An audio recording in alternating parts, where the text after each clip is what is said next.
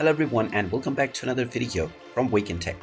In this video, I'm going to show you how to log into your Circle K Workday account. So let's get started right away. First of all, open up your web browser and then in the address bar type in circlek.okta.com and press enter.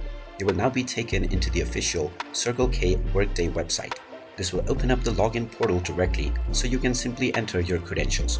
Type in the username that you have set up while creating your account and then enter your account password underneath within the password section. You can then click on the sign in button and you will be logged into your Circle K Workday account right away.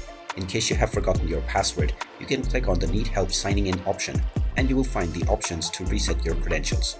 And there you have it. That is how easy it is to log into your Circle K Workday account. If you find this video helpful, make sure you hit that like button and subscribe to our channel if you haven't done so already. Also ring that notification bell to never miss another update from us. Thank you for watching and I will see you again in the next video.